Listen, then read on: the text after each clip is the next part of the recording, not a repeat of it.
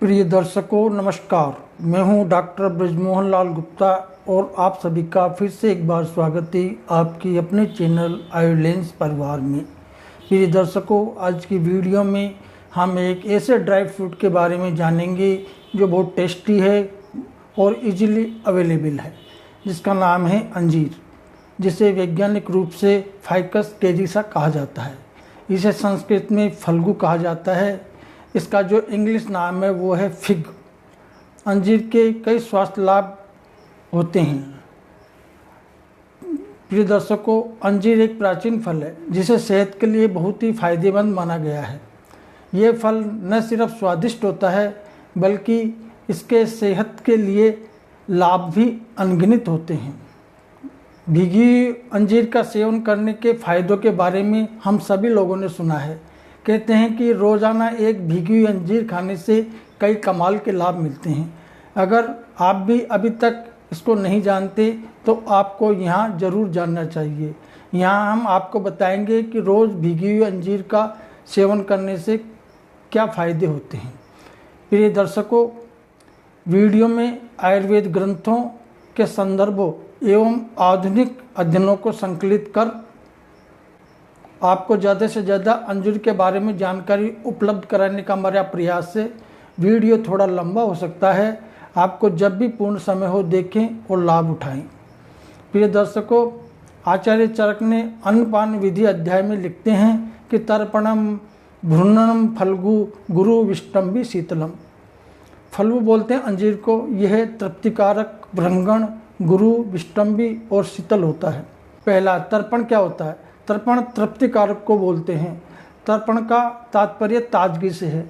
यह शक्तिवर्धक, ताजगी देने वाला, पेट को प्रसन्न करने वाला, संतुष्टि देने वाला, बुद्धि को उत्तेजित करने वाला, पतला, स्वादिष्ट, ठंडा, हल्का और अमृत जैसा होता है।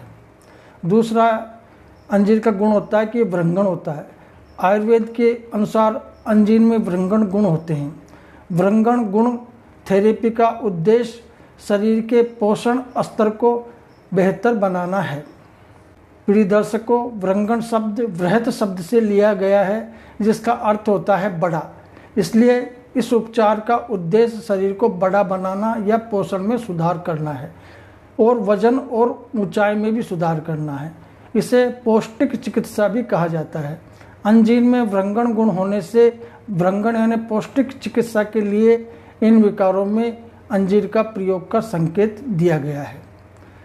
प्रिय दर्शकों, इस चैनल पर आपको प्रामाणिक शास्त्रीय आयुर्वेद की जानकारी उपलब्ध कराई जाती है। अगर आपने अब तक इस चैनल को सब्सक्राइब नहीं किया है तो सब्सक्राइब करें ताकि आप कभी भी नवीनतम जानकारी से वंचित न रहें। तो चलिए हम आगे बढ़ते हैं। तीसरा इसका फ़ायदा है कि दुर्बल, कमज़ोर जो रोगी होते हैं उसकी मांसपेशियों में कमजोरी हो जाती है। शारीरिक क्षमता के कम होने की मात्रा और गंभीरता को अंजीर का फ़ायदा मिलता है।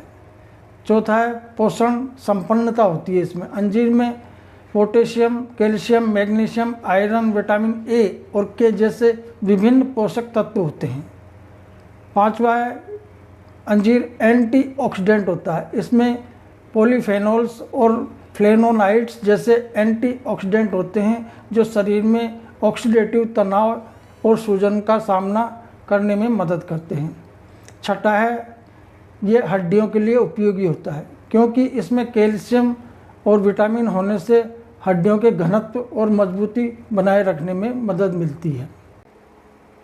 सातवां है नित्यम अद्भुगा।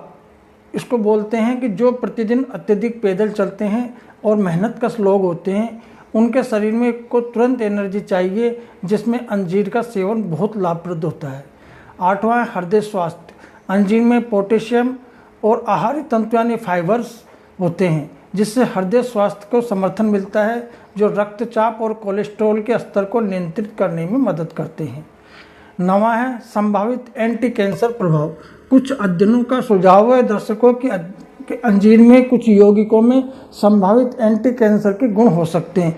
हालांकि इसे सत्यापित करने के लिए और अधिक अनुसंधान की आवश्यकता है। 10वां उच्च फाइबर सामग्री। अंजीर में घुलनशील और अघुलनशील दोनों तरह के आहार फाइबर प्रचुर मात्रा में होते हैं। फाइबर मल को भारी बनाता है, जो मल त्याग की क्रिया को आसान बनाते हैं और कब्ज को रोकते हैं। 11वां इसका फायदा है कि पाचन तंत्र को विनियमित यानी रेगुलराइज करता है। अंजीर आयुर्वेद समग्र स्वास्थ्य के लिए संतुलित पाचन के महत्व पर जोर देता है। दर्शकों, माना जाता है कि अंजीर पाचन तंत्र को विनियमित करके और नियमित मल त्याग को बढ़ावा देकर पाचन स्वास्थ्य का समर्थन करता है। 12वां है इसका फायदा, जो स्त्री नित्य यानी रेगुलर जो सेक्स में रुचि रखते हैं, जो प्रतिदिन यौन क्रियाकलापों में लिप्त रहते हैं, उनके लिए इनमें वृंगण गुण होने से ये वीर्यवर्धक होता है और उनके लिए अंजीर का प्रयोग फायदेमंद होता है। 13वां है मध्यम नित्यम, who consumes alcohol every day, जो प्रतिदिन शराब का सेवन करता है उसके सप्त धातु सहित ओज धातु का भी क्षय हो जाता है। अंजीर में वृंगण गुण होने से ये सातों धातुओं को पुष्टि देता है। 14वां इसका गुण है कि ये ग्रीष्म ऋतु में उपयोगी होता है। गर्मियों के मौसम में अंजीर का सेवन उपयोगी होता है और ये सभी व्यक्तियों के लिए उपयोगी होता है। गर्मियों के दौरान गर्मियों की तपिश से शरीर से ऊर्जा छिन जाती है। अंजीर में शीत यानी ठंडी तासीर होने से इन विकारों में अंजीर के प्रयोग का संकेत आयुर्वेद में दिया गया है। 15वां इसका गुण है, ये भारी यानी हेवी फूड में आता है। इसका ये पचने में देर लगने वाला होता है, जिससे पेट भरे रहने का अनुभव होता है। अंजीर सेवन से पेट पूरी तरह भरे रहने का एहसास लंबे समय तक बना रहता है, इसलिए 2 भोजन के बीच में अंजीर का सेवन करने से भूख नहीं लगती दर्शकों, जिससे वजन कम करने में हमको मदद मिलती है। 16वां इसका फायदा है कि यह शीतल यानी शीतवीर्य होता है। आमतौर पर अंजीर शीतल शक्ति वाली होती है, जिसका अर्थ है कि शरीर में गर्मी को कम करती है। अंजीर का शरीर पर ठंडा प्रभाव पड़ता है, ये पित्त शामक होती है। 17वां इसका गुण है मधुरम। अंजीर का मुख्य स्वाद, जिसमें 83% चीनी होने के कारण ये विश्व का सबसे मीठा फल है। मीठे को आयुर्वेद में मधुर रस कहते हैं और मधुर रस जन्म से ही शरीर के अनुकूल यानी साथ में होता है। जन्म से ही मधुर रस युक्त दूध पीकर बच्चा बढ़ता है। मधुर रस से 7 धातुओं में रस, रक्त, मांस, मेद, अस्थि, मज्जा, शुक्र और ओज की वृद्धि होती है। ये आयुवर्धक होता है। मधुर रस को षड इंद्रिय प्रसादन कहा है, यानी कि श्रोत्र, नासिका, चक्षु, रसना, ये 5 ज्ञानेंद्रिय मन सहित 6 इंद्रियों को प्रसन्न और निर्मल करता है मधुर रस। समग्र रूप से अंजीर एक पौष्टिक फल है दर्शकों, जो आपके आहार में स्वास्थ्य लाभ प्रदान कर सकता है और इसे आपके डाइट में एक स्वादिष्ट योगदान के रूप में शामिल किया जा सकता है। अब आगे अंजीर कितना, कैसे और कब खाना चाहिए, एक दिन में कितने अंजीर खाने चाहिए। वैसे तो अंजीर खाने का बहुत फायदे बताए गए हैं, लेकिन ये फायदे आपको तभी मिलते हैं जब आपने आवश्यकता के अनुसार उचित मात्रा में अंजीर खाया जाए। इसलिए ये जानना बहुत ज़रूरी है कि हमें एक दिन में ज़्यादा से ज़्यादा कितने अंजीर खाना चाहिए, ताकि हमें किसी प्रकार का नुकसान न हो। तो आपको लगभग एक दिन में 1 या 2 अंजीर ही खाना चाहिए, इससे ज़्यादा नहीं खानी चाहिए। कई विशेषज्ञों का मानना है कि अंजीर को रात भर पानी में भिगोकर रखना बेहतर होता है। अगले दिन खाली पेट उसका सेवन करें। भिगोने से अंजीर के पोषक तत्व बेहतर तरीके से अवशोषित होते हैं।